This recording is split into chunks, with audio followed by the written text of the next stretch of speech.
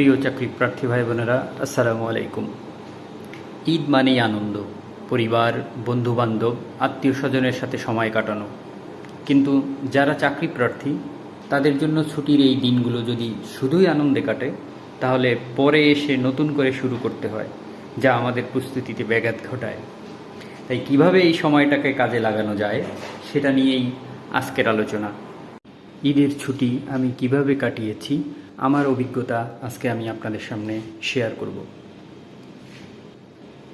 আমি নিজেও এক সময় চাকরি প্রার্থী ছিলাম।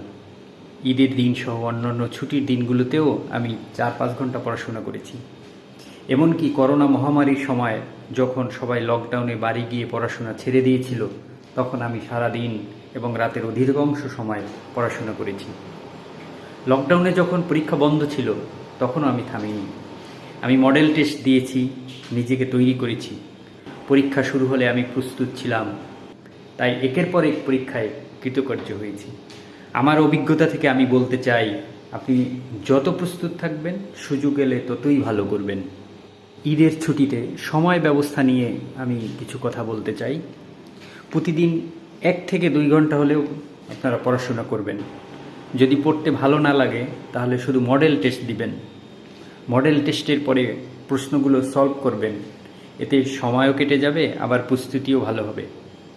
ঈদের ছুটির পর যেন নতুন করে শুরু করতে না হয়, তাই ছুটিতেই পড়ার অভ্যাস বজায় রাখুন। ঈদের ছুটিতে আপনারা যখন বাড়ি যাবেন, দেখবেন আপনার গ্রামের অনেকে আপনাকে বলবে, এখনও চাকরি হয়নি, বিয়ে কবে করবে, এ তো পড়াশোনা করেও চাকরি পাওনি। এদের কথায় মন খারাপ করবেন না, বরং স্মার্টলি উত্তর দিবেন, আমি চেষ্টা করেছি, সামনে ভালো কিছু হবে ইনশাআল্লাহ। আপনি এটাও বলতে পারেন, ভবিষ্যতের জন্য প্রস্তুতি নিচ্ছি, সবাই দোয়া করবেন। আজ যারা আপনাকে প্রশ্ন করছে, একদিন তারাই আপনার সাফল্যের প্রশংসা করবে ইনশাআল্লাহ। ঈদের পরে নতুন করে নতুন উদ্যমে শুরু করুন। ঈদের ছুটি মানেই ছন্দপতন নয়। ঈদের ছুটির পর যেন নতুন করে শুরু করতে না হয়, সেজন্য ঈদের পরদিনই আবার রুটিন মাফিক পড়াশোনা শুরু করুন। কোনো পরীক্ষা থাকলে সেই অনুযায়ী পরিকল্পনা করুন। কোনো বিষয় যদি ভুলে গেছেন মনে হয়, সেটা দিয়েই আপনারা শুরু করতে পারেন।